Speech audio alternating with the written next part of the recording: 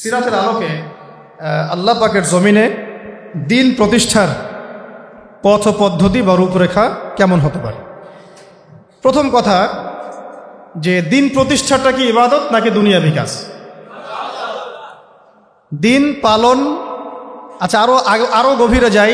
দিন প্রথমে জানা, দিন বোঝা, দিনের উপর আমল করা, দিনের আলোকে পরিবার গড়া, দিনের আলোকে আমার শিক্ষা গড়া, আমার অর্থনীতি গড়া, আমার মুআমালাত গড়া, মুআশারাত গড়া এবং আল্লাহর জমিনে রাজনৈতিক প্রেক্ষাপটে দিনকে কায়েম করা, বড় পরিসরে দিনকে কায়েম করা। এই কাজগুলো কি নেহায়েত শুধু দুনিয়াবি কাজ নাকি এগুলো ইবাদত?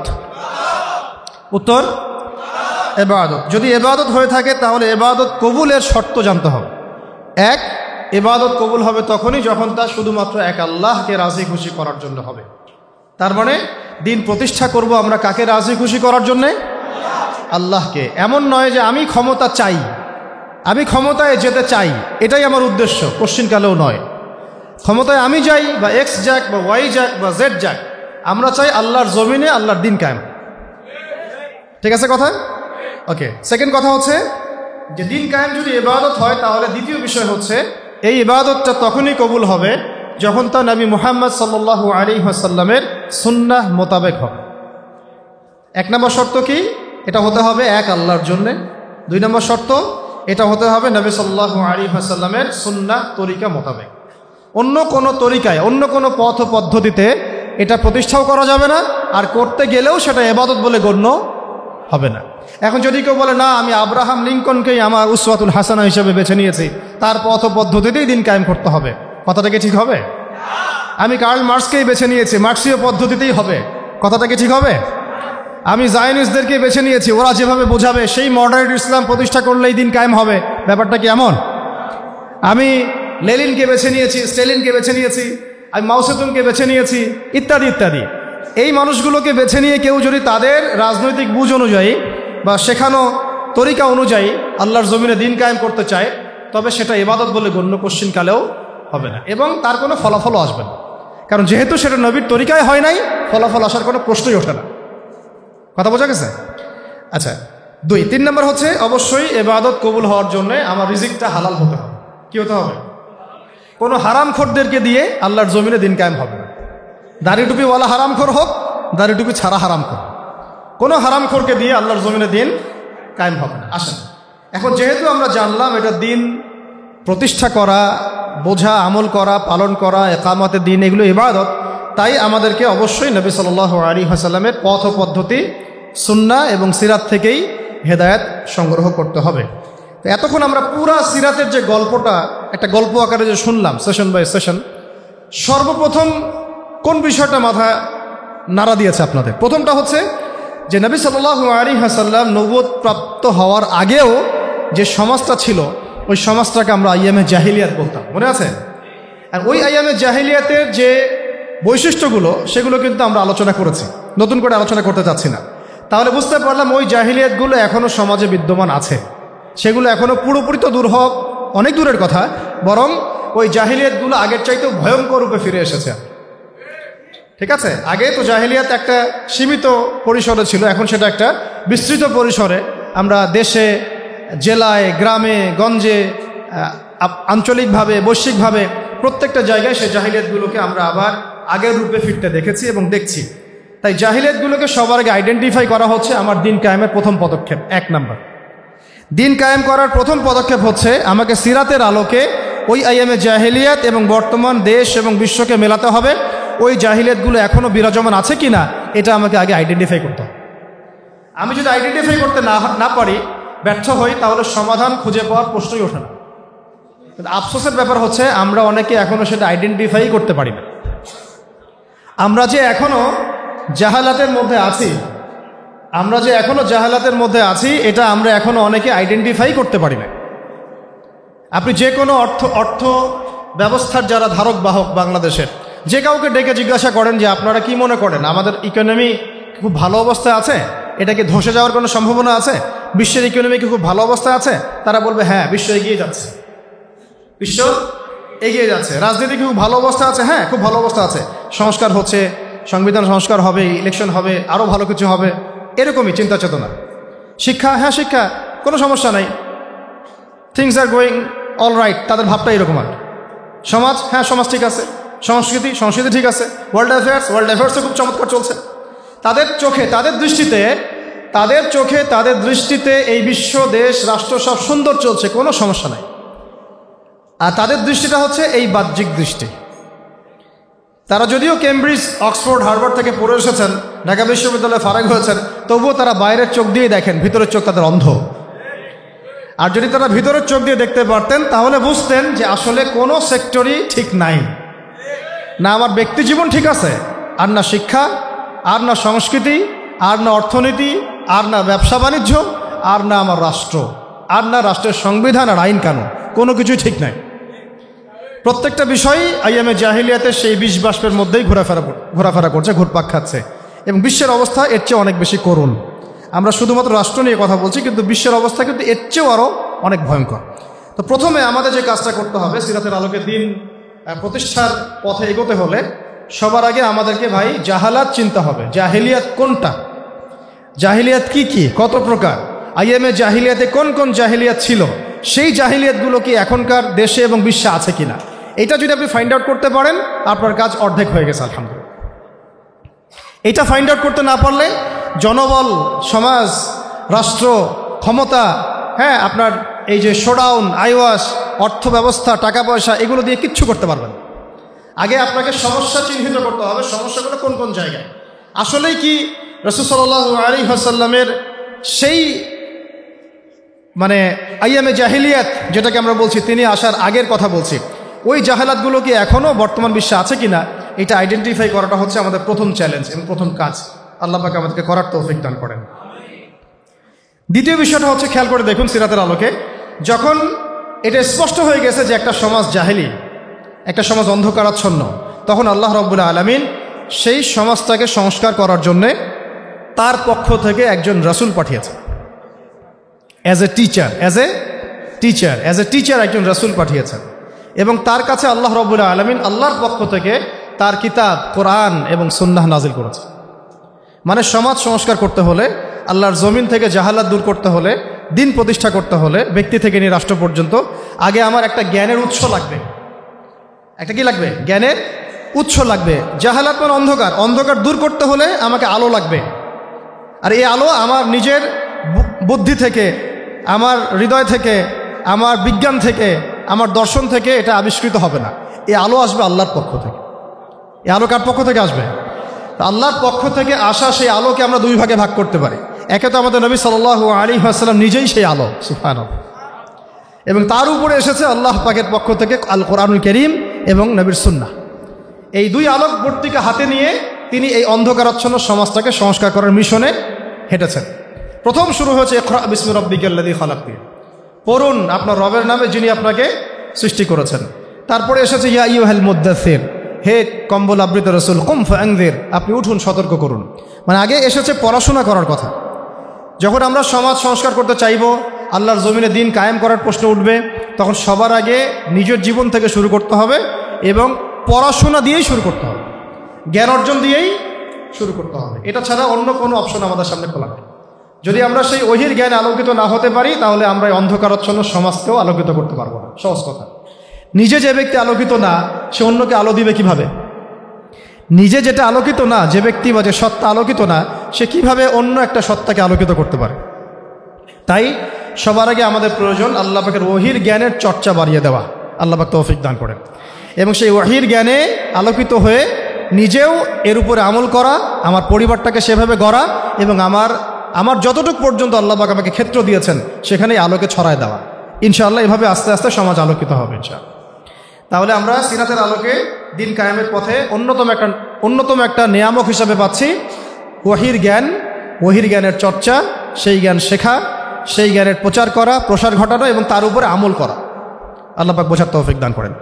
3 নম্বর বিষয়টা হচ্ছে কোনো সাহাবী, তাবেঈ, তাবে তাবেঈ কেউই কিন্তু দেখবেন যে একা একা কখনো চলেন নাই, একা একা দিনকে শেখেনও নাই।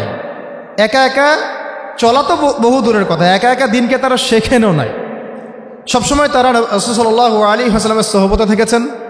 ওই জেনারেশনের পরের জেনারেশন সাহাবীদের সোহবতে থেকেছেন, তারপরের জেনারেশন তাবেঈদের সোহবতে থেকেছেন, তারপরের জেনারেশন তাবেঈদের সোহবতে থেকেছেন। মানে এই যে সোহবত, সংস্পর্শ, মানে এটা সিনাই সিনাই সিনাই সিনাই আসবে। আল্লাহ রাব্বুল আলামিন তার নবীর উপরে পাঠিয়েছেন ওহীর জ্ঞান, সেটা নিয়ে এসেছেন একজন মালাক ফেরেশতা জিবরাইল আলাইহিস সালাম। তিনি তাকে জড়িয়ে ধরেছেন, সিনাই সিনাই সম্পর্ক মনে আছে? জড়িয়ে ধরেছেন, ছেড়ে দিয়েছেন, মনে আছে কি? সিনাই সিনাই সম্পর্ক। পড়েন, ইকরা, আপনি পড়ুন, মা আনা বিকারি, আমি তো পড়তে জানি না। আবার চেপে ধরা হলো, ইকরা, পড়ুন, মা আনা বিকারি, আমি তো পড়তে জানি না। হৃদয়ের সম্পর্ক খেয়াল করেছেন কি? তারপরে তিনি পড়তে পারলেন, ইকরা বিসমি রাব্বিকাল্লাযী খালাক। তো একজন টিচার লাগে, কি লাগে? টিচার লাগে। আমরা এখন এটাকে বলি একজন ওলামায়ে কেরামদের মধ্যে মুহাক্কিক বরেণ্য আলেম মুরব্বী আপনার সাথে আপনার মাথার উপরে থাকতে হবে, নিসবত থাকতে হবে। এভাবেই সিনাই সিনাই সিনাই এই জ্ঞানটাকে শিখতে হয়, আমল করতে হয়, এবং এর উপরে প্রচার প্রসার, দাওয়াত, তাজকিয়া সব কিছু এর সাথে রিলেটেড। আল্লাহ পাক আমাদের সবাইকে যেন এরকম বরেণ্য উস্তাদ দান করেন। না 3 নম্বর এটা বিষয় যে একা একা আমার চলা যাবে না, আমাকে ঐক্যবদ্ধ থাকতে হবে, এবং আমার মাথার উপরে অবশ্যই বরেণ্য আলেমদের একটা ছায়া থাকতে হবে। অন্তত একজন মুরব্বী আলেম মাথার উপরে রাখা অবশ্যই জরুরি। আল্লাহ পাক তৌফিক দান করেন। আমি 4 নম্বর বিষয়টা খেয়াল করে দেখুন, আমি জাস্ট পয়েন্ট আকারে শেষ করতেছি। 4 নম্বর বিষয়টা হচ্ছে ওহীর জ্ঞানের শিক্ষা পেয়ে সাহাবায়ে কেরাম কি আগেই দাওয়াতের কাজ শুরু করেছেন, না নিজেরা আগে শিখেছেন, আমল করেছেন? কেউ কি আমল করার আগেই দাওয়াতের কাজ শুরু করেছিলেন কিনা?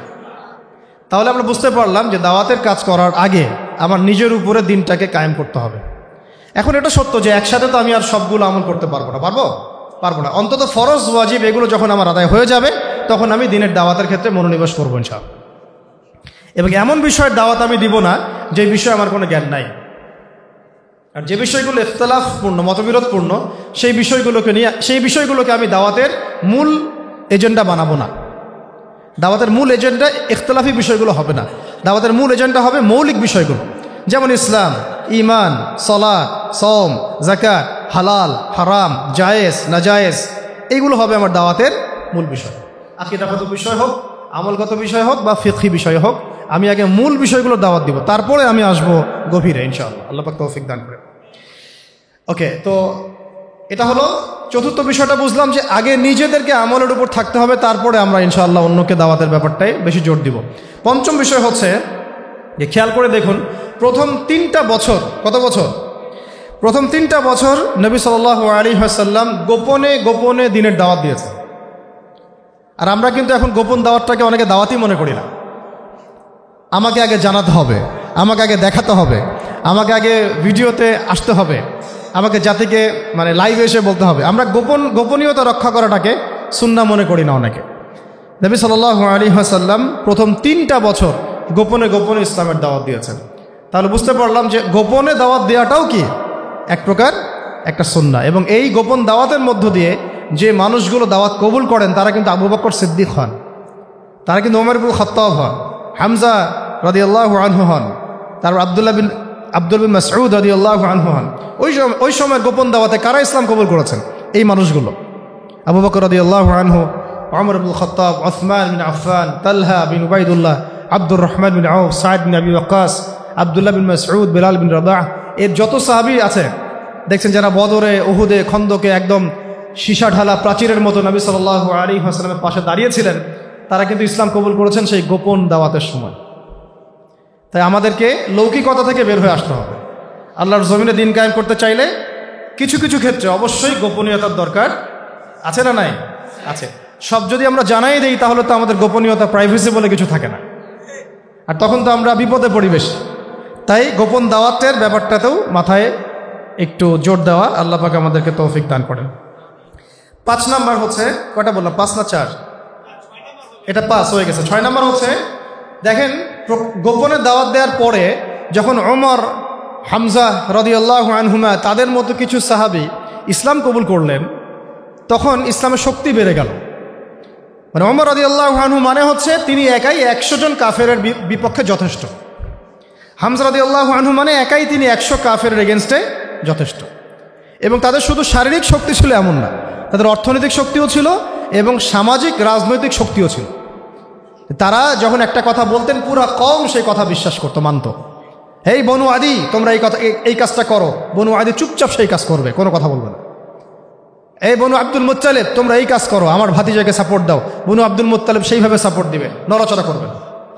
তার মানে বুঝতে পারলাম, এইরকম শক্তিশালী কিছু মানুষ যখন আমাদের দাওয়াতের মধ্য দিয়ে আল্লাহর দ্বীনে দীক্ষিত হবে, তখন দাওয়াতটা হবে একদম উন্মুক্ত, প্রকাশ্য, বেগবান। এইরকম মানুষগুলো যখন সিরাতের আদলে নবী সাল্লাল্লাহু আলাইহি ওয়াসাল্লামের দাওয়াতে ইসলামে এসেছেন, তখন থেকে দাওয়াতটা একদম বেগবান হয়েছে, প্রকাশ্য রূপ লাভ করেছে।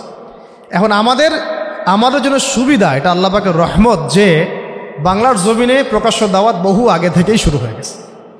এটা বহু আগে থেকে, শত শত বছর থেকে আমরা প্রকাশ্য দাওয়াতের অবস্থাতে আছি। আমরা এখানে গোপন দাওয়াতের অবস্থায় নাই। তবে আমরা আমাদের কার্যক্রম কিছু কিছু ক্ষেত্রে কুফার, ফাসেক, জালেম, মোরতাদ, মুনাফিকদের থেকে নিজেদেরকে সেভ করার স্বার্থে, কূটনৈতিক স্বার্থে, দূরদর্শিতার স্বার্থে কিছু বিষয়কে গোপন রাখা উচিত, এটা বুঝিয়েছি আমি। কিন্তু আমাদের দাওয়াত কিন্তু গোপন রাখার সুযোগ নাই। আমরা এখন প্রকাশ্য দাওয়াত দিব ইনশাআল্লাহ। কারণ আলহামদুলিল্লাহ, আল্লাহ পাকের রহমতে বহু ওমর, বহু হামজা আমাদের ইসলামে বাংলার জমিনে দীক্ষিত হয়েছে আলহামদুলিল্লাহ। আরও হবে ইনশাআল্লাহ, আরও হবে ইনশাআল্লাহ। কিন্তু সমস্যা অন্য জায়গায়। সমস্যাটা হচ্ছে, বাংলাদেশের বেশিরভাগ মানুষ দিনকে আংশিকভাবে গ্রহণ করে। বাংলাদেশের বেশিরভাগ মানুষ দিনটাকে আংশিকভাবে গ্রহণ করে। কেউ ব্যক্তি জীবনে গ্রহণ করে, কিন্তু অর্থনীতির মধ্যে গ্রহণ করতে চায় না। কেউ অর্থনীতির মধ্যে গ্রহণ করে, রাজনীতির মধ্যে গ্রহণ করতে চায় না। কেউ দেখা যায় নামাজ, রোজা, হজ, জাকাত সবই করে, আবার সুদও খায়, মদও খায়, ঘুষও খায়, দুর্নীতিও করে, আবার মানুষকে ক্রস ফায়ারও দেয়, গুমও করে, তাই না? বাংলাদেশের মানুষের সমস্যাটা অন্য। এখানে কিন্তু ন্যারেটিভটা অন্য একটা বিষয়। এখানে কিন্তু বিষয়টা এমন না যে একবার লা ইলাহা ইল্লাল্লাহ মুহাম্মাদুর রাসূলুল্লাহ পড়েছে মানে সে একদম আবু বকর হয়ে গেছে। ব্যাপারটা কিন্তু এমন না। এখানে বহু মানুষ লা ইলাহা ইল্লাল্লাহ মুহাম্মাদুর রাসূলুল্লাহ পড়ার পরেও আব্দুল্লাহ বিন উবাইয়ের অনুসারী হয়ে বসে আছে। চোখ বন্ধ করে বলতে পারেন সে প্রকৃত বিশুদ্ধ আকীদার অনুসারী, বিশুদ্ধ মানহাজের অনুসারী। চোখ বন্ধ করে আপনি বলতে পারবেন না, যদিও সে ব্যক্তি লা ইলাহা ইল্লাল্লাহ পড়েছে।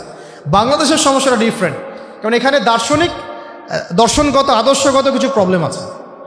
তার মধ্যে একটা প্রবলেম হচ্ছে সেকুলারিজম। বহু মুসলমান কালিমা পড়েও সেকুলার হয়ে বসে আছে। অনেকে মুসলিম নাম হয়ে সাতেম হয়ে বসে আছে। অনেকে মুসলিম নামধারী, তারা দেখা যায় সুদখোর হয়ে বসে আছে। অনেকে মুসলিম নামধারী তাগুত হয়ে বসে আছে। কে বসে আছে? তাগুত হয়ে বসে আছে। বহু মুসলিম নামধারী কখন যে মুরতাদ হয়ে গেছে নিজেই জানে না। কখন যে মুরতাদ হয়ে গেছে সে নিজেই জানে না। তো বাংলাদেশের এই ন্যারেটিভের সমস্যাটা কিন্তু অন্যরকম। এখানে আপনি কালিমা পড়া কোনো মুসলমানকে চোখ বন্ধ করে বলতে পারতেছেন না যে একেবারে পাক্কা মুসলমান। তাই এখানে আমাদের দাওয়াতটাকে আবার অন্যভাবে পেশ করতে হবে, যে এখানে লা ইলাহা ইল্লাল্লাহ মুহাম্মাদুর রাসূলুল্লাহ এর পরিপূর্ণ এবং বিশুদ্ধ দাওয়াতটাকে আরও বেশি বেগবান করতে হবে। এরপরে সমাজ আলাদা হয়ে যাবে কাফেরদের শিবিরে, মুনাফিকদের শিবিরে, মুসলিমদের শিবিরে। তখন আপনি যে তাওহীদপন্থী খাঁটি মানুষদেরকে পাবেন, এরাই ইনশাআল্লাহ সেই ব্যক্তি যাদের দ্বারা আল্লাহ পাক আল্লাহর জমিনে দিন কায়েম করাবেন ইনশাআল্লাহ। বুঝতে পারছি কথা কি? এখানে কিন্তু একটু ডিফারেন্ট একটা ইস্যু আছে। এটা অনেকে আমরা বুঝি না। আমরা মনে করি যে ওই ভাই তো নামাজ পড়ে, সমস্যা কোথায়? ওই ভাই তো দেখি আমার সাথে মিছিল করলো, সমস্যা কোথায়? সমস্যা অন্য জায়গায়। সমস্যা হচ্ছে আকীদাগত সমস্যা, মানহাজগত সমস্যা এবং দিন কায়েমের পদ্ধতি নিয়ে সমস্যা। সমস্যা হচ্ছে ইসলামকে পূর্ণাঙ্গ হিসেবে সে গ্রহণ করছে নাকি আংশিক হিসেবে গ্রহণ করে, এটা নিয়ে সমস্যা। সমস্যা হচ্ছে সে কি মুসলিম হয়েও সেকুলার, মুসলিম হয়েও ডেমোক্রেটিক, মুসলিম হয়ে কি কমিউনিস্ট, মুসলিম হয়ে কি ন্যাশনালিস্ট, এইগুলো নিয়ে সমস্যা। তা আমাদেরকে একদম পাক্কা মুসলমান হইতে হবে। আমাদের সামনে আছে আল কোরআন, আমাদের সামনে আছে নবীর সুন্নাহ, আমাদের সামনে আছে রাসূলুল্লাহ সাল্লাল্লাহু আলাইহি ওয়াসাল্লামের সিরাত এবং সাহাবীদের উসওয়া এবং মানহাজ। এর বাইরে আমরা কিছু নিচ্ছি না ইনশাআল্লাহ। এর সাথে যা মিলবে তা নিব, যা মিলবে না তা নিব না, খালাস। এর সাথে যা মিলবে তা নিব, যা মিলবে না নিব তো নাই, ছুঁড়ে ডাস্টবিনে ফেলে দিব। এই হলো একটা সমস্যা। তো আমাদেরকে এভাবে দাওয়াতটাকে বেগবান করতে হবে। প্রকৃত ইসলামের পূর্ণাঙ্গ দাওয়াত, দুটো শব্দ শুনে যান, প্রকৃত ইসলামের পূর্ণাঙ্গ দাওয়াত, এইটাকে বেগবান করতে হবে। আল্লাহ পাক তৌফিক দান করেন। এবং ইনশাআল্লাহ এই দাওয়াত যখন বেগবান হবে, তখন বহু হামজা এবং ওমর ইসলামে দীক্ষিত তো হবেই, পাশাপাশি সাহাবীদের মতো আমাদের উপর নির্যাতন, নিপীড়নও আসবে। কথা বুঝতে পারছেন? এটাও সিরাত থেকে শিখলাম যে সাহাবায়ে কেরাম যখন প্রকাশ্যে দাওয়াত দেওয়া শুরু করেছেন, তখন তো ইসলাম নিয়ে এত মতভেদ নাই, আছে? তখন তো ইসলাম বলতে কেউ মুরজি আকীদা বুঝতেছে না, খারিজি আকীদা বুঝতেছে না, শিয়াইজম বুঝতেছে না। ওখানে তো মুতাজিলা ফেরকা নাই, ওখানে তো কাদিয়ানির ফিতনা নাই, ওখানে তো ঈসাই মুসলিমের ফিতনা নাই। ওখানে তো গণতন্ত্র নাই, ওখানে তো ডেমোক্রেসি, আপনার সেকুলারিজম নাই, কমিউনিজম নাই, জাতীয়তাবাদ নাই, আছে এগুলা? মক্কায় কি এগুলো ছিল? মক্কায় আবু জেহেলদের আইয়ামে জাহিলিয়াত ছিল, আবু জেহেলদের জাহালাত ছিল, কিন্তু এই যুগের আবু জেহেলদের জাহালাত মক্কায় ছিল না। বুঝাতে পারিনি কথাটা? মক্কায় অরিজিনাল আবু জেহেলদের জাহালাত ছিল, কিন্তু বর্তমান সময়কার আধুনিক আবু জেহেলদের জাহালাত মক্কায় ছিল না। এই জন্য এগুলো আমাদেরকে ফেস করতে হচ্ছে। এগুলো কাদেরকে ফেস করতে হচ্ছে? আমাদেরকে ফেস করতে হচ্ছে। এটাই হচ্ছে আমাদের পরীক্ষা। সবাইকে আল্লাহ পাক পরীক্ষা নেবেন, যার যার সময় সেভাবে পরীক্ষা নেবেন। আল্লাহ পাক আমাদেরকে যেন পরীক্ষায় পাশ করার তৌফিক দান করেন। এই দাওয়াতটা যখন বেগবান হয়েছে, তখন কিন্তু ওই যে উতবা, শাইবা, আবু জাহেল, আবু লাহাব একদম সাহাবীদের উপর নির্মম নির্যাতন শুরু করেছে। প্রথমেই কি সাহাবীরা অস্ত্র হাতে নিয়েছিলেন? উত্তর হচ্ছে না। প্রথমে সাহাবায়ে কেরাম মুখ দিয়ে প্রতিবাদ করেছেন, কখনো কখনো কথা দিয়ে প্রতিবাদ করেছেন, কখনো কখনো মানে গোত্রীয় সাপোর্ট দিয়ে প্রতিবাদ করেছেন, কখনো কখনো আপনার ধৈর্য ধরেছেন, মার খেয়েছেন, গালি খেয়েছেন, কখনো বা প্রয়োজনে হিজরতও করেছেন। কি করেছেন? প্রয়োজনে হিজরতও করেছেন। আবিসিনিয়াতে হিজরত হয়েছে, কখনো মদিনায় হিজরত হয়েছে, এমনকি আমাদের নবীজি নিজেও তায়েফে গিয়েছেন হিজরতের উদ্দেশ্যে। আবার তায়েফবাসী যখন সাহায্য করে নাই, নবী সাল্লাল্লাহু আলাইহি ওয়াসাল্লাম পরের বছর এসে কোথায় গিয়েছেন? মদিনায় হিজরত করেছেন। কেন মদিনায় হিজরত করেছেন? কারণ মদিনায় আল্লাহ রাব্বুল আলামিন তরুণ কিছু সাহাবীকে তৈরি করে দিয়েছিলেন, আলহামদুলিল্লাহ, আনসার এবং মুহাজিরদের মধ্য থেকে। তখন যখন মদিনায় হিজরতের পরিবেশ সৃষ্টি হয়েছে, তখনই সাহাবীদেরকে নিয়ে নবী সাল্লাল্লাহু আলাইহি ওয়াসাল্লাম মদিনায় হিজরত করেছেন। তো দিনের ইকামতের ক্ষেত্রে যদি হিজরতের প্রশ্ন আসে, সেইটাও আমাদের মাথায় রাখতে হবে, সেটা মাথায় রাখতে হবে। যদি দেখা যায় বাংলার জমিনে কাজ করতে করতে করতে করতে কিচ্ছুই করতে পারতেছেন না, আপনার ঘুরে ফিরে সেই রাম আর সেই বাম, সেই প্রগতিশীল, সেই সুশীল, সেই এক বোতলের মদ আরেক বোতলে, আরেক বোতলের মদ আরেক বোতলে, সেই ঘুরে ফিরে তাগুত, সেই কাফের, সেই মোরতাদ, তখন কি করবেন? তখন আপনি কি করবেন? তো তখন দেখলেন যে আচ্ছা, এর চাইতে না হয় ওই জায়গাটা অনেক বেশি সেফ অ্যান্ড সাউন্ড এবং সিকিউর, যেখানে আমি পূর্ণাঙ্গ স্বাধীনভাবে দিন পালন করতে পারবো, তো ওইটা বেটার চয়েস। ওইটা হবে কি একটা বেটার চয়েস। কিন্তু আমরা যেটা বলি যে আমরা ততক্ষণ পর্যন্ত লড়বো যতক্ষণ পর্যন্ত না এই জমিনে দিন কায়েম করছি। কারণ অন্য জায়গায় যে ভাইরা আছেন, সেই ভাইরা তাদের মতো করে কাজ করে যাচ্ছেন।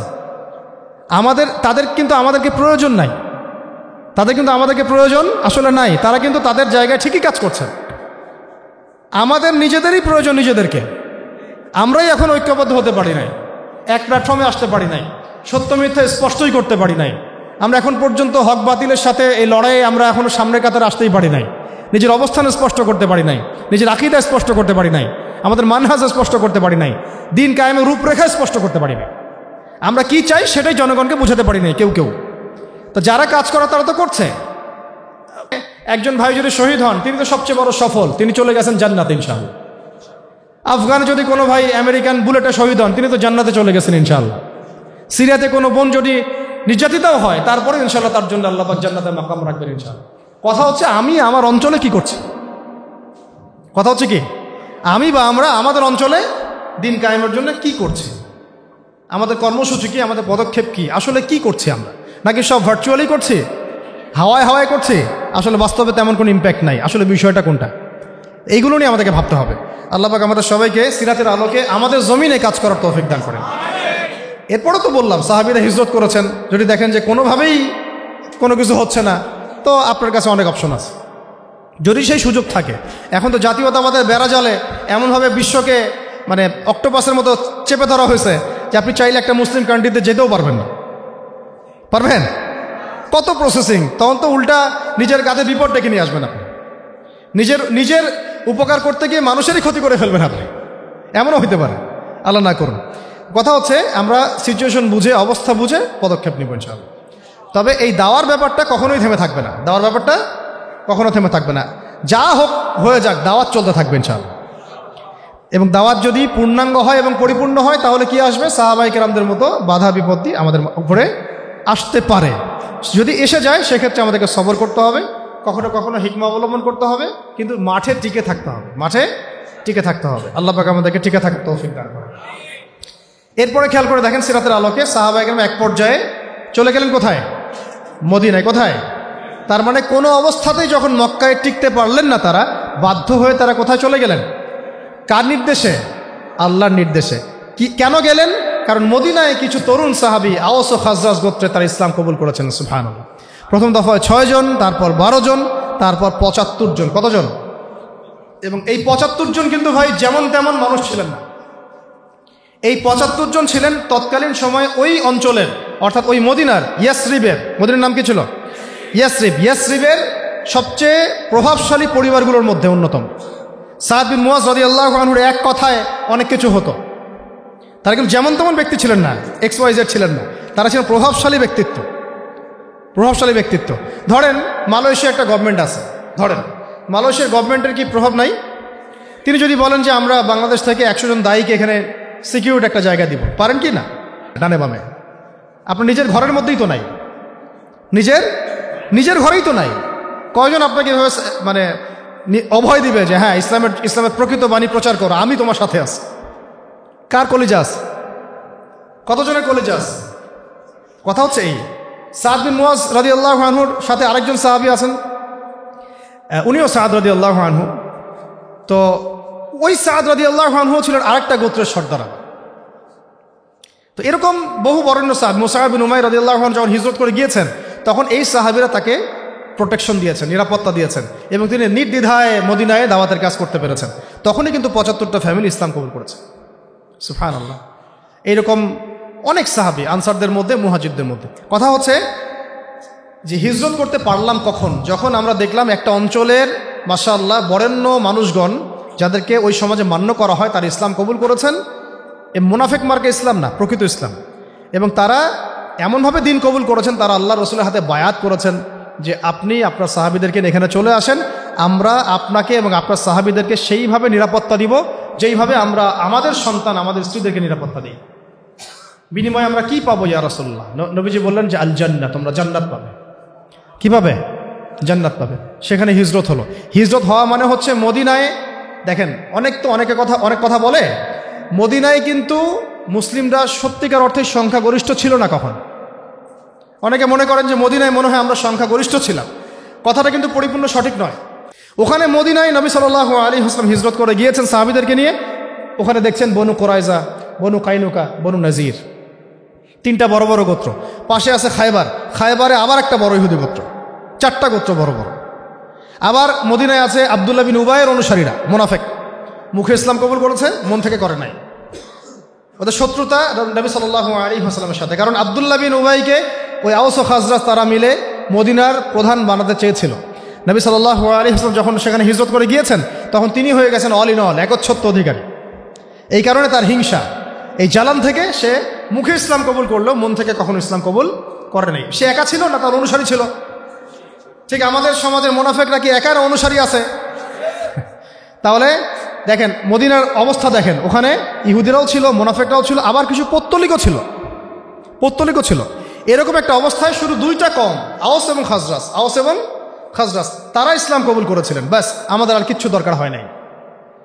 এই বায়াতে নবী সাল্লাল্লাহু আলাইহি ওয়াসাল্লাম হয়ে গেলেন মদিনার অঘোষিত এবং অঘোষিতই, ঘোষণা ছাড়াই তিনি রাষ্ট্রপ্রধান। সুবহানাল্লাহ।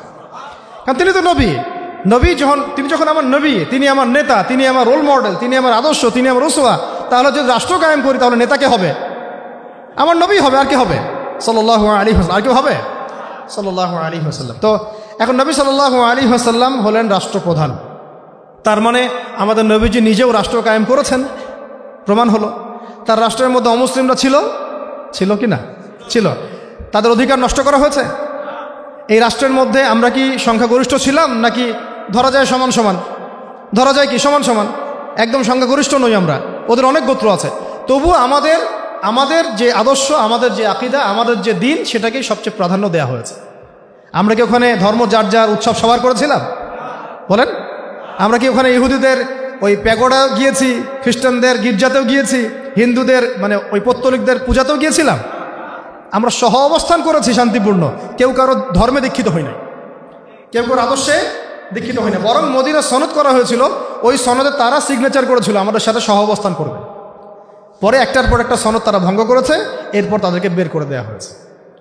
মদিনা রাষ্ট্রের ফাংশনটা বোঝা এখন খুব বেশি জরুরি, কারণ বর্তমান যে রাষ্ট্র নিয়ে কথাগুলো হচ্ছে, কেউই কিন্তু মূল জায়গায় হাত দিচ্ছেন না।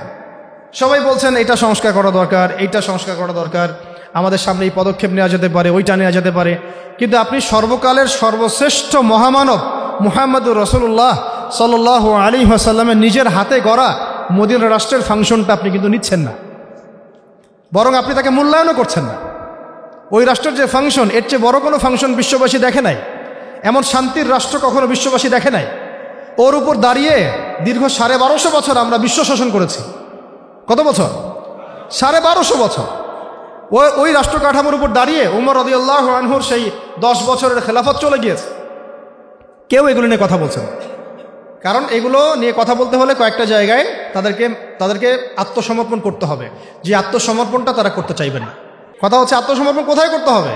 আল্লাহ নবী দেখেন, বুঝেন, আল্লাহ নবী সাল্লাল্লাহু আলাইহি ওয়াসাল্লাম সাথে রাষ্ট্রে ছিলেন, পৌত্তলিকদের সাথে ছিলেন, এখানে মুনাফিকদের সাথে ছিলেন, কিন্তু ওই রাষ্ট্রটা কি মানব রচিত তন্ত্রমন্ত্র আইন দিয়ে চলেছিল নাকি আল্লাহর ওহী দিয়ে চলেছে?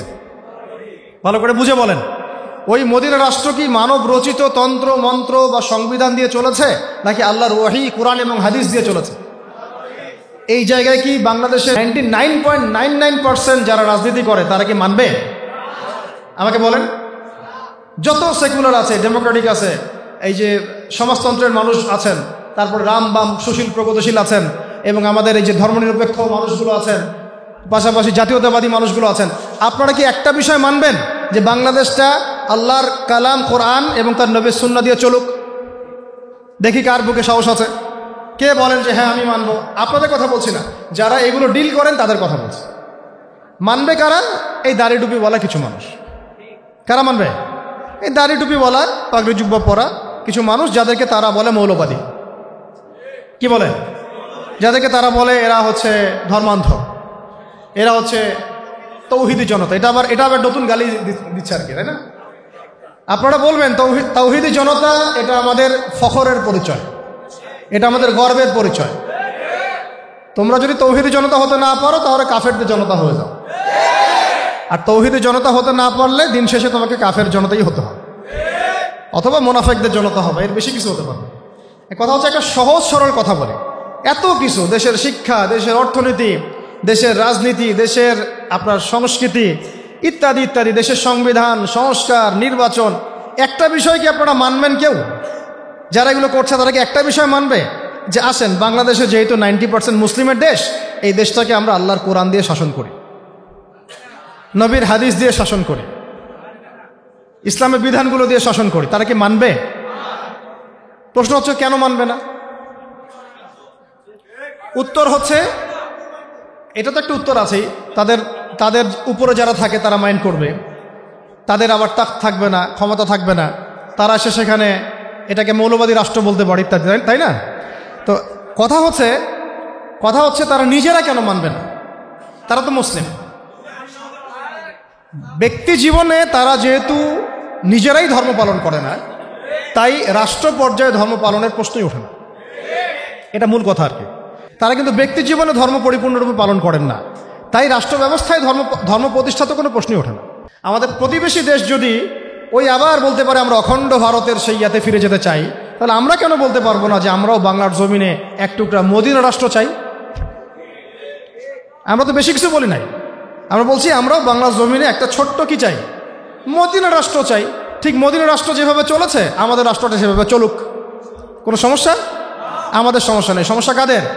সমস্ত রামদের সমস্যা, বামদের সমস্যা, সেকুলারদের সমস্যা, তথাকথিত গণতান্ত্রিকদের সমস্যা, জাতীয়তাবাদীদের সমস্যা, ক্ষমতা লোভীদের সমস্যা, সমস্ত ফাসেক জালেম কাফের মোরতাদ মুনাফিকদের সমস্যা।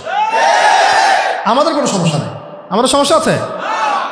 যদি চোরের হাত কাটা হয় আমরা খুশি হব, কিন্তু চোরের হাত কাটা হলে ওরা কষ্ট পাবে, কারণ কোন দিন যে তার হাতটা আবার কাটা যায়। রিবা বন্ধ হয়ে গেলে আমরা খুশি হব, সে রিবা বন্ধ হয়ে গেলে আমরা কি হব? খুশি হব। সে বন্ধ হয়ে গেলে কষ্ট পাবে। রিবা বন্ধ হয়ে গেলে ওর তো অনেক কিছু ধসে যাবে। টিকে আছে রিবার উপরে। ইকোনমিক্সের আলোচনা শুনেছেন? কিছুটা তো বুঝতে পারছেন নাকি? যদি মাদকদ্রব্য সেবন করলে বেত্রাঘাত করার আইন আসে, আমাদের তো কোনো সমস্যা নেই, কারণ আমরা মাদক চিনিও না, জানিও না। আর যারা মদ খেয়ে রিমান্ডে আসে হুজুরকে মারতে, ওদের তো সমস্যা। রিমান্ডে হুজুরকে মারার আগে মদ খেয়ে আসে। মদ খাইলে আপনি বুঝতে পারবেন না যে আপনি আসলে কি করতেছেন, কাজটা ভালো না খারাপ, সেন্স থাকবে না আপনার। তখন মাদকদ্রব্য খেয়ে রিমান্ডে মানুষকে নির্যাতন করে ভিডিও গেম খেলতে চলে যেতে পারবে। এইগুলো হয়েছে আয়নাঘরের ঘটনা। আমি নিজের কথা বলতেছি না, এগুলো বহু ঘটনা বাংলাদেশের মানুষ সাক্ষী আছে। আর যে যে যে সত্যগুলো উপস্থাপিত হয়েছে এগুলো সত্যের 10%ও না, 90% এখনও কিছুই আমরা জানি না। এটা কবে জানবো আমরা জানি না, আদৌ জানবো কিনা তাও জানি না। বুঝতে পারছি কথা? শুধুমাত্র ইসলামী খেলাফা হুকুমাত ইমারা বা ইসলামী মদিনা রাষ্ট্রের মতো কোনো কাঠামো আসলে তখন সমস্ত রহস্যগুলো উন্মোচিত হবে ইনশাআল্লাহ।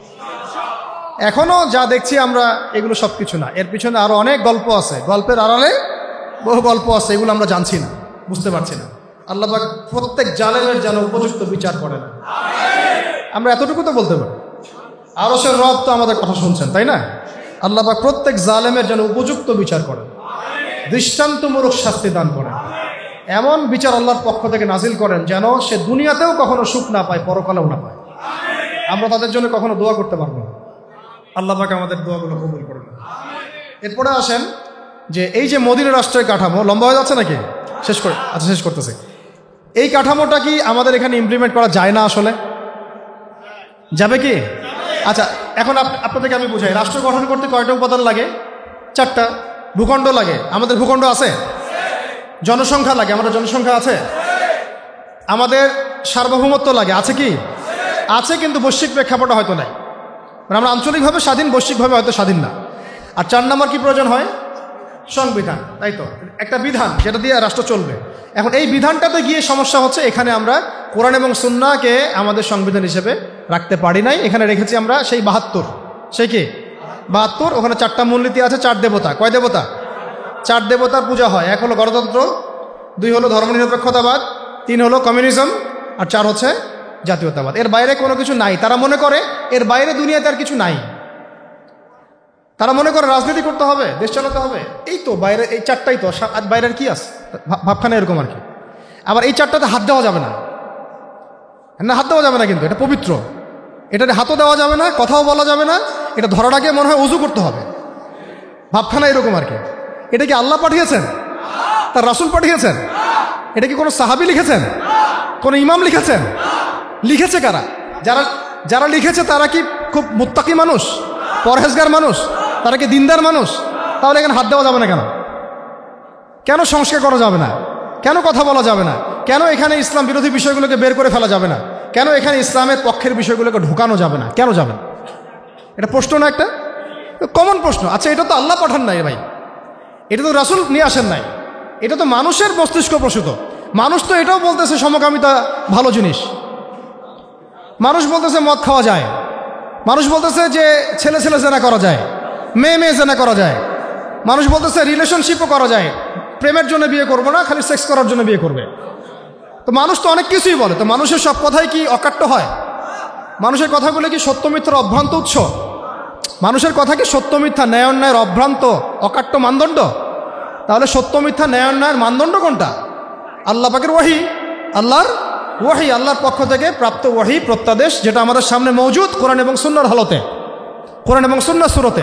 তাহলে আমরা কেন কোরআন এবং সুন্নাহর সাথে সাংঘর্ষিক বিষয়গুলোকে এখান থেকে বের করে ফেলবো না? এটা আমার প্রশ্ন। আর কেন আমরা এটাকে কোরআন এবং সুন্নাহর চেয়েও বেশি পবিত্র মনে করা শুরু করছি? হাত দেওয়া যাবে না, কথা বলা যাবে না, এটা করা যাবে না, সেটা করা যাবে না। আল্লাহ পাক আমাদেরকে বোঝার তৌফিক দান করেন।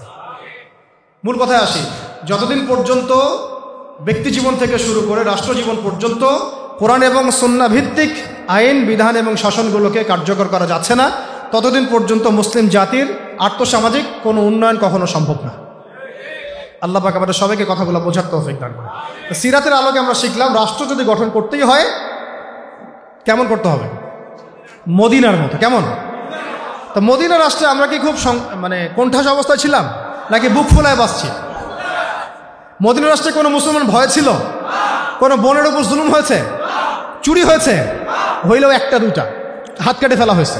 জেনা হয়েছে কি? 1-2টা, শাস্তি দেওয়া হয়েছে।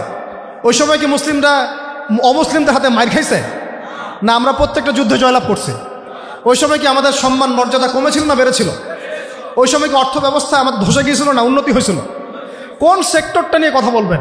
মদিনা রাষ্ট্রের প্রতিটা সেক্টর মুসলমানদের পক্ষে ছিল। আর আজকে এই সেক্টরগুলো মিলান, কোন সেক্টরে আমরা এগিয়ে আছি?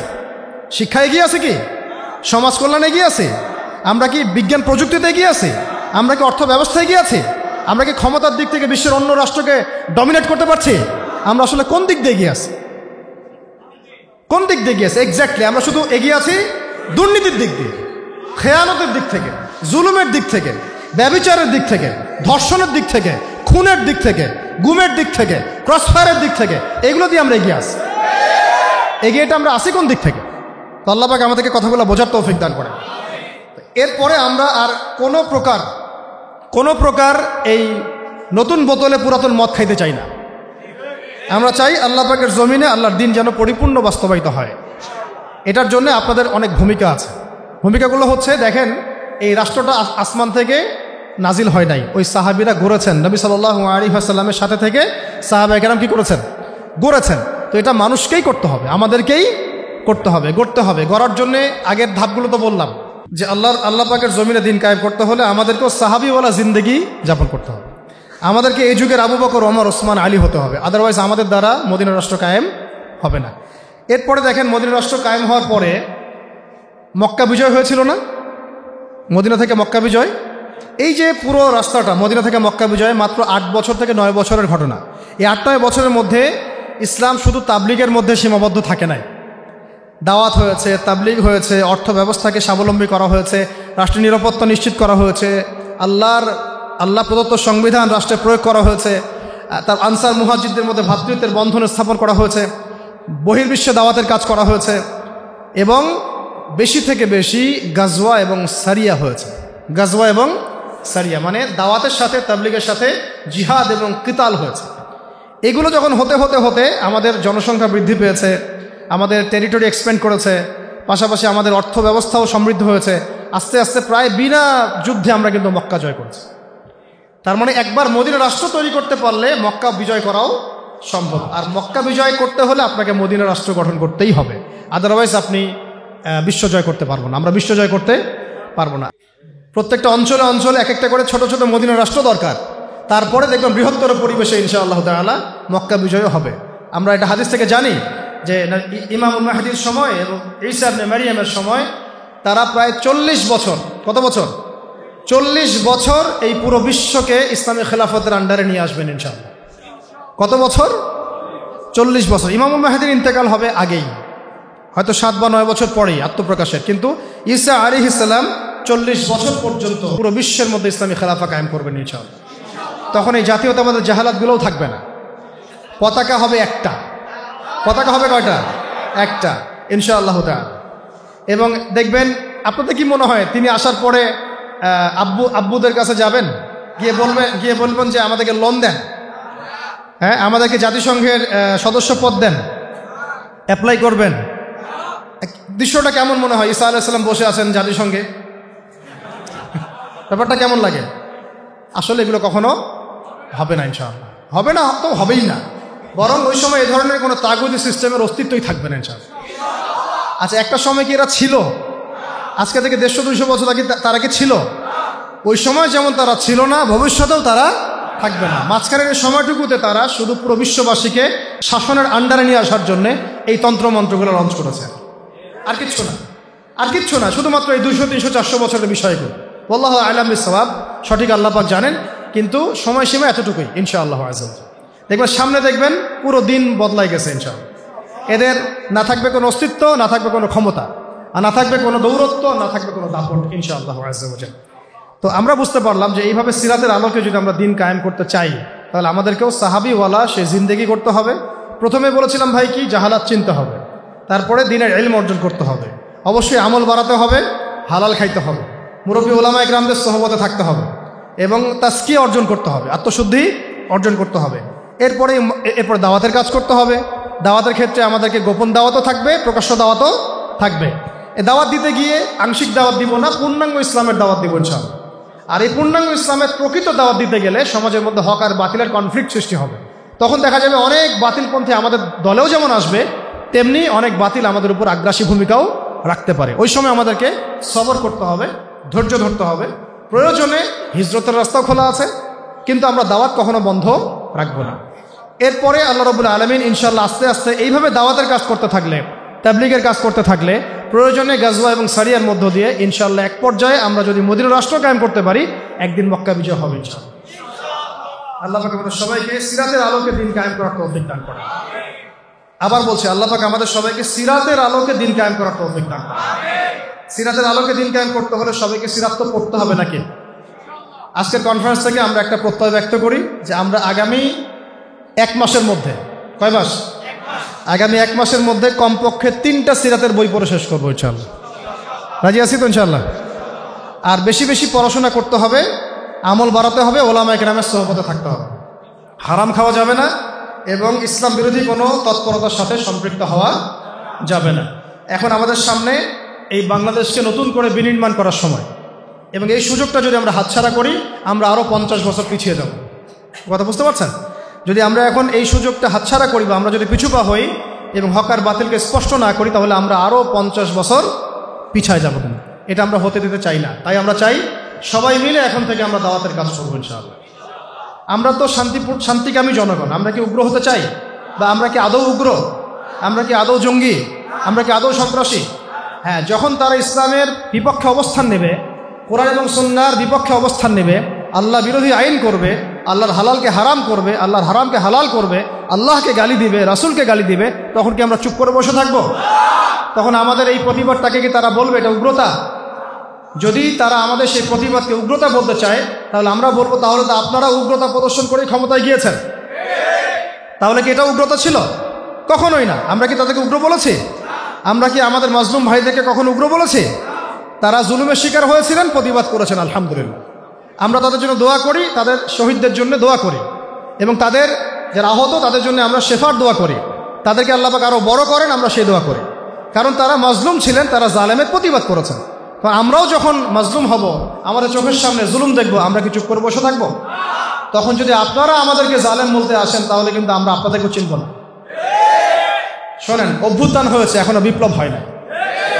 একটা অভ্যুত্থান হয়তো হয়েছে, এখনো পরিপূর্ণ ইসলামী বিপ্লব কিন্তু হয় নাই। পরিপূর্ণ ইসলামী বিপ্লব তখনই হবে যখন ইনশাআল্লাহ তাআলা আমরা আমাদের অঞ্চল থেকে শিরকের শেকড়টা উপরে ফেলে তাওহীদ প্রতিষ্ঠা করবো ইনশাআল্লাহ। কুফরের শেকড় উপরে ফেলে আমরা ইমানের বীজ বপন করবো ইনশাআল্লাহ। যখন আমরা আমাদের অঞ্চল থেকে ইনশাআল্লাহ আযজা ওয়া জাল যত হারাম, যত দুর্নীতি, যত জুলুম, এগুলো শেকড় উপরে ফেলে ইনসাফ, আমানত এবং আদালতের শেকড় স্থাপন করবো ইনশাআল্লাহ। তখন দেখবেন একটা পবিত্র বৃক্ষ আল্লাহ পাকের পক্ষ থেকে দৃশ্যমান হচ্ছে, এবং ওই বৃক্ষে যে ফলগুলো ধরবে এগুলো ইনশাআল্লাহ কিয়ামত পর্যন্ত স্থায়ী হবে ইনশাআল্লাহ। আল্লাহ পাক আমাদের সবাইকে সিরাতের আলোকে দিন কায়েম করার তৌফিক দান করেন, আমিন। সবার আগে নিজেকে ঠিক করতে হবে। কি করতে হবে? সবার আগে নিজেকে ঠিক করতে হবে। আল্লাহ পাক আমাদের সবাইকে ব্যক্তি জীবন থেকে নিয়ে আমাদের রাষ্ট্র ব্যবস্থা পর্যন্ত কোরআন, সুন্নাহ এবং সিরাতের আলোকে ঢেলে সাজানোর তৌফিক দান করেন, আমিন। আকুলু কওলি হাযা আস্তাগফিরুল্লাহ লি ওয়া লাকুম ওয়া লিসাইরিল মুসলিমিন। বারাকাল্লাহু লানা ওয়া লাকুম বিল আয়াতিল হাকীম। ইন্নাহু তাআলা জাওয়াদুন কারীম ওয়া রাউফুর রহিম।